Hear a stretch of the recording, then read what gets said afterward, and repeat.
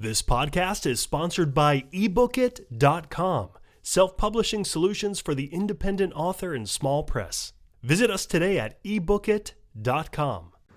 Thursday, February 11th, 2010. Hello, everybody, and welcome to the Toastmasters Podcast, the official podcast of Toastmasters International. Hello, everybody. Welcome to another edition of Toastmasters Podcast. My name is Bo Bennett. And my name is Ryan Levesque.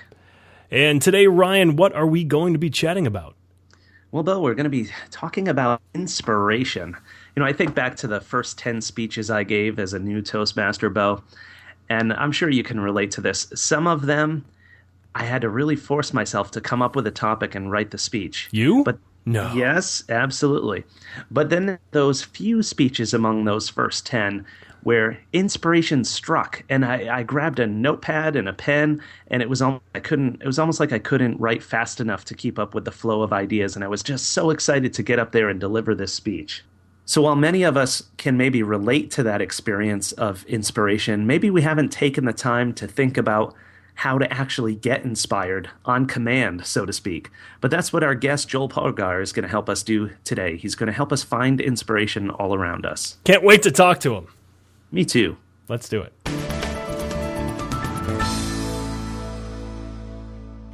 And joining us now is Mr. Joel A. Pogar. Joel is the president of Parker Toastmasters in Parker, Colorado. He's a professional speaker as well as a coach and club mentor.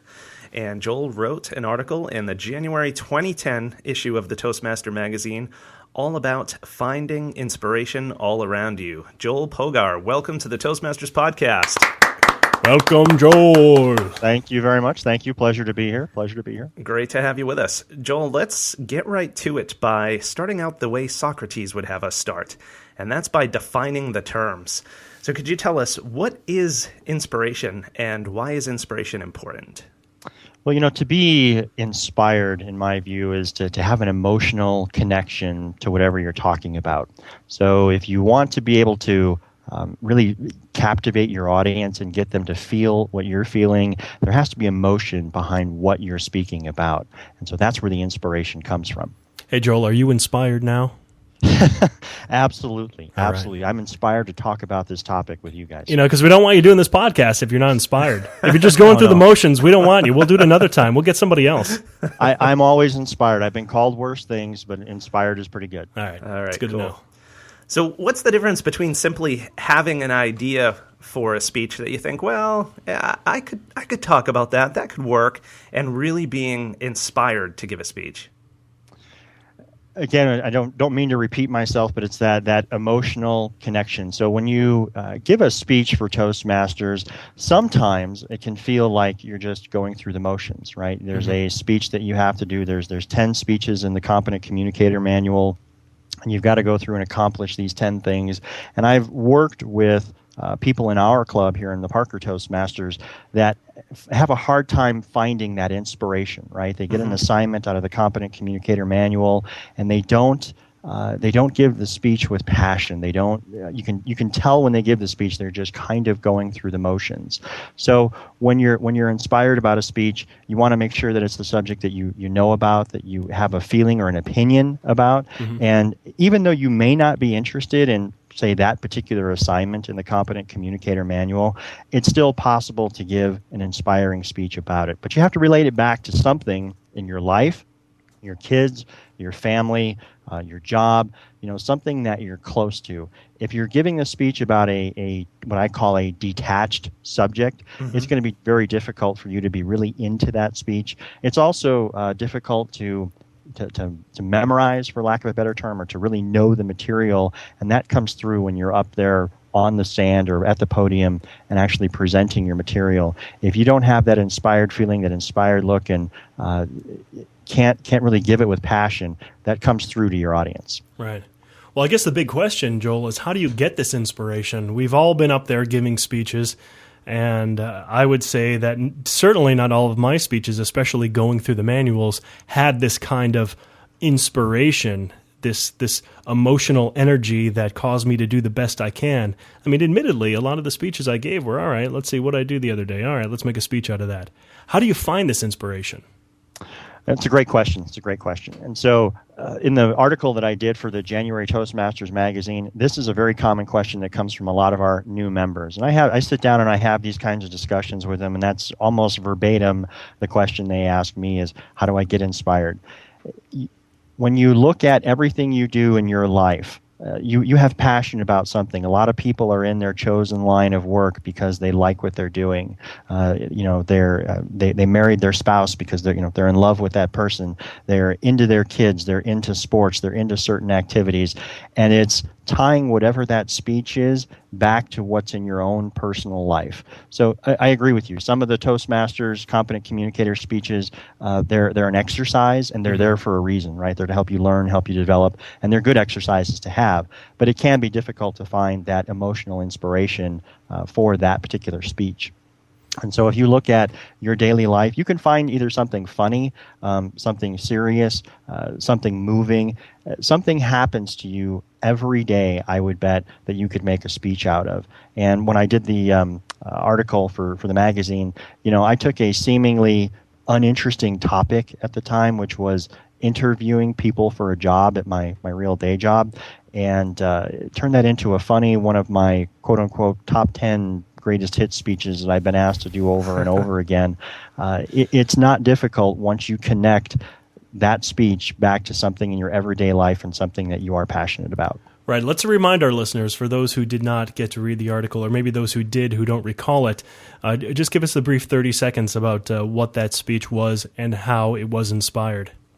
So I was interviewing probably a dozen different candidates for a job that I had available on my team down in the Dallas, Texas market. Mm-hmm. It was very difficult to find the right candidate. And I was really, honestly, it was a high stress time for me. I had to find somebody for this position. I was interviewing candidate after candidate after candidate, and they weren't making the cut. I mean, I literally had one guy that got all the way through the interview process with me. Uh-huh. It said, hey, Joel, thanks for your interview time. Thank you for making me an offer, but I really don't want your job. I want a job with one of your peers out in Boston. And I figured if I could make it through the interview with you, that you could hire me for that position in Boston.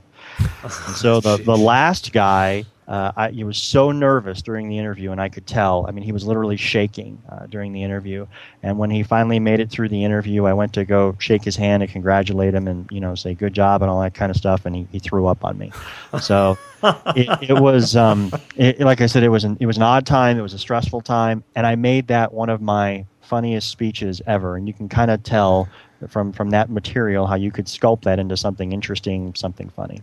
So did you have any, what did you say after this guy threw up on you? Did you have any quick comeback or quick line or anything? Or is it just a really awkward honestly, moment? He felt so bad, and he says, "You're probably not going to hire me now, are you?" And no, we didn't end up hiring. We did find a good candidate. It's one of those things where I actually gave him my card and said, "Call me about Toastmasters," because that was a perfect venue or perfect opportunity to promote some Toastmasters. Yeah, so, to the best of my knowledge, he did join the club down in the Dallas, Texas area. Could have said, "Hey, looks like lunch is on me." Ching. Hey, Joel, let me ask you this, because this is something a lot of new Toastmasters will often struggle with. When you're taking an experience like you just described and translating it into a speech, is it okay, in your opinion, to maybe embellish a little bit? Maybe not stick exactly to all the facts, strictly how they occurred, for the sake of making the speech a little more interesting and condensing the narrative? Are you suggesting he lies, Ryan? So I think I understand what you're getting at, and I will answer the question as yes, it's okay, with an exception. And that exception for me is as long as you don't distort the facts, but you add emphasis. So when I talked about the guy throwing up on me, when you get you can get descriptive there and talk about his, violent lurching or whatever. I don't want to nauseate any of the listeners, but right. You can certainly use a lot of adjectives and descriptors to maybe emphasize the event and make it a little bit more dramatic than maybe it actually was. Right. But I'm not a big fan of, especially when I'm on the platform, of distorting the truth or the facts or anything like that. So, don't lie. That's actually my rule number one. Don't lie when you're up there, because people will find you out. Right. or it'll destroy your credibility as a speaker. But I absolutely think it's okay to dramatize or overemphasize and make it more interesting for your audience. Right. Right. But not okay if the guy just popped a couple of Alka-Seltzer to turn it into him throwing up. Exactly. Yeah, if he burped or something. I still have the dirty tie to prove it. So. Oh, boy. As long as you got the proof. Yeah. Now, Joel, what about for members who've been around for a while? I understand you've done a lot of coaching with the new members who are trying to find ideas for their first speeches, but you have the veteran Toastmasters who maybe sometimes think, geez, I've already given all the speeches I have in me. What can you do to coax speech ideas and inspiration out of them? That's another great question. You guys are doing really good with the interview here. Thank you. The older members or the people that have been around Toastmasters for a while, I think it's almost more challenging for them because they're almost a different generation, to be quite honest. Uh-huh. And as we're doing this podcast for hopefully a new generation of Toastmaster, I think it's a little bit more difficult for some of the folks that have been around 10, 20, even 30 years. We have a longtime member in our club. Our club has been around that long. It can be difficult for them to sort of change their ways and to think about new ideas. They're used to doing, very prepared, very memorized speeches, doing, strict material. And for them to find inspiration, for them to find something that they really want to talk about can be somewhat of a challenge for them. I give them the same advice and coaching that I would give a new member, but I will tell you, I think it's harder for a veteran Toastmaster to sort of change their style a little bit and develop some new content and material than it is for somebody new coming into a new club to learn something for the very first time. I think the newbies actually have a much easier time of picking this concept up. And to be quite honest, is when I coach the newer members, they get it faster. When I go to a club that has been established for a while, one of the things they commonly say is that our speeches are stale. People aren't interested. They don't, they listen, but they don't really listen. And so I try to help them through that and try to help them spice up their speeches and come up with something that's inspiring for them, going through the same steps with the veteran members that I would with a new member. Nice. So, Joel, how many speeches have you given so far? For Toastmasters? Yeah, sure. Yeah, so for Toastmasters, I speak for Toastmasters several times a month at different clubs, not only in our club, but different clubs around the Denver area. If you're going to pin me down to a number, I'd probably say that I've done in the last 18 months probably 50 to 60 speeches. We need an exact number. Is it 50 or okay, 60? 53. 53, okay. Yeah. And what was the average length? No, I'm just joking. My question, the reason that I'm going in this line of questioning is every single speech that you have been giving, was that filled with the inspiration, or were some just kind of going through the steps? One of the things that I think is the key to my speaking and the way that I present, I don't memorize my speeches. And so for me, when I am passionate about something, I remember the major bullets, per se, of what I want to talk about. But usually it's when I'm up in front of an audience, it's fresh. I've never delivered the same speech per se twice. Everything is slightly different from time to time. And I know there's some, I'm also a member of the Colorado Speakers Association. There are a number of people there that believe in you need to memorize your entire speech, and that's the only way you can get really good at it. And I respect that opinion and that view of things. That just doesn't work for me. If something happens in the audience that's distracting and I forget where I'm at, that can really muddle up my speech, and I don't want to take that chance. Again, for me, just memorizing the major bullets of the speech and speaking inspired while I'm there because I know my subject, I'm passionate about what I'm talking about, it makes it much easier for me to deliver the content and deliver content that people want to hear. And does it get easier to find that inspiration as you practice more or deliver more speeches? Yes. So again, one of the keys is you want to stay with subjects that you know about and that you can talk about and that you have some what I call authority on, right? So if I've been in my day job, I've been in the technology business for 20 years. I could talk about almost anything relating to technology and even come up with, impromptu table topic speeches, anything around technology. You throw me into something to talk about gardening, I would be lost. And so if you stick to your genre, so to speak, I think it gets easier and easier the more you practice, and it's easier and easier to develop that content because that inspiration stays with you. If you're an adult and you've been doing something for a very long period of time, you wouldn't be doing it if you didn't enjoy it. And if you stick along that path, it's very easy to develop the content to talk about. All right.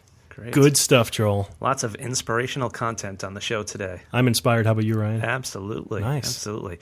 And Joel, for our listeners who are inspired to learn a little bit more about you and perhaps your work as a professional speaker, how can they find out? The best way, if you want to email me, is my email is jpogar, Jpogar, @gmail.com. No spam, please. I do travel quite a bit around the country, and if I'm in your area, you'd like me to stop by your club and just visit or chat or even do an impromptu speech, I'd be more than happy to do that. Great. Fantastic. Well, thanks, Joel. It's been nice speaking with you. You too. Thanks very much for your time, guys. All right, you take care. See ya. All righty. Bye. Alrighty, I hope you enjoyed that interview as much as we did. Hey, Ryan, do we have any listener feedback this week? Yes, in fact, we do, Bo. We had a message that just came in today. James from OC writes, "Hi there. That Toastmasters podcast is cool.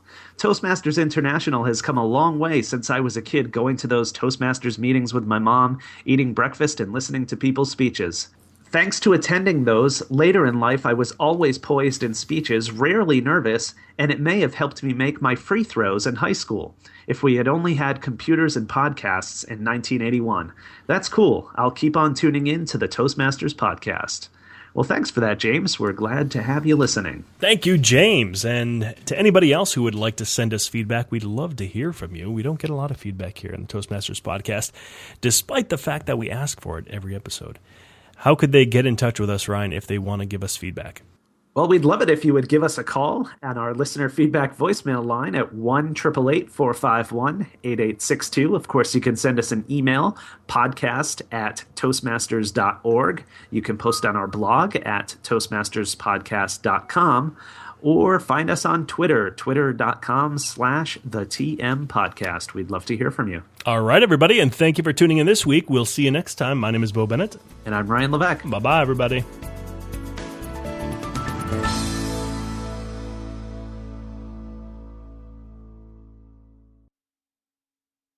Isn't it about time you published that book you've been thinking about? We can help with that. At ebookit.com, we've been providing authors and small presses with ebook publishing services since 2010. Visit us today at ebookit.com and let us know how we can help you.